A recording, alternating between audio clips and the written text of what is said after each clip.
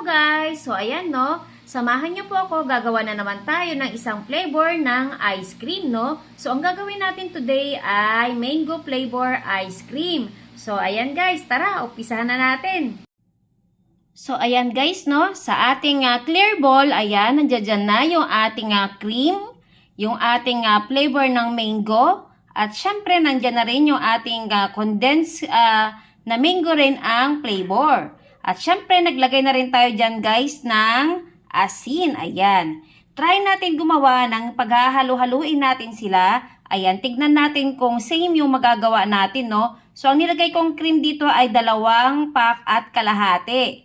So, ayan, para medyo marami ang ating magawa. So, tignan natin kung same ang volume na mangyayari sa kanya, no? Kasi, yan, sinama-sama na natin. Dati kasi yung ginagawa natin, binovolume muna natin yung ating cream bago tayo mag-add ng ating mga ibang ingredients. So, ayan guys, no? So, ano pang inaantay natin? Umpisahan na natin guys at atin na itong i-whisk o i-whip. Umpisahan na natin ang ating pag-whisk o pag-whip sa ating hand mixer. So, ayan guys, no? Simula tayo sa mababang number lang muna ng ating mixer, no, para hindi mabigla yung ating hand mixer. So ayan guys, no, ayan, naaamoy na natin yung bango ng ating flavor ng ating mango. Ayan, no, ikot natin para mag-blend ng maayos yung ating flavor.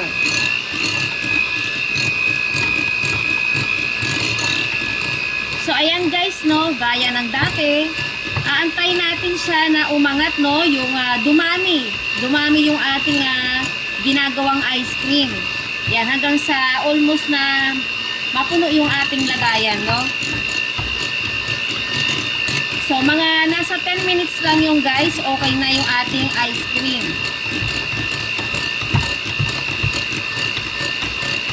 So, ganyan lamang guys, kadali gumawa ng ice cream. Basta po tayo ay mayroong hand mixer.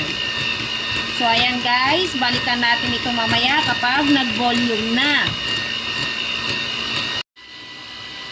So, ayan guys, no, nag-double volume na yung ating ice cream, no, yung ating mango ice cream.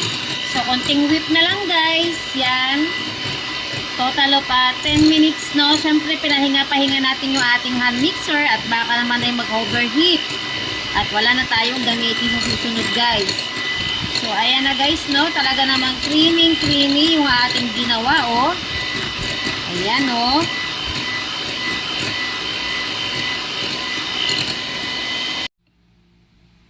At so ayan guys, no, okay na yung ating mango flavor ice cream. So ayan, ready na natin yung ating pag-aassembulan, no.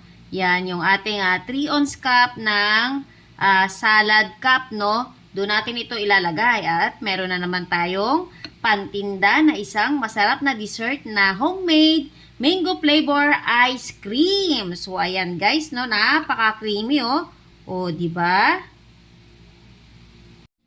At so ayan guys, no, mag-a-assemble na tayo ng ating ice cream. So ayan, ito ang ating salad cup, no. Maglalagay na tayo dito ng tamang sukat lamang.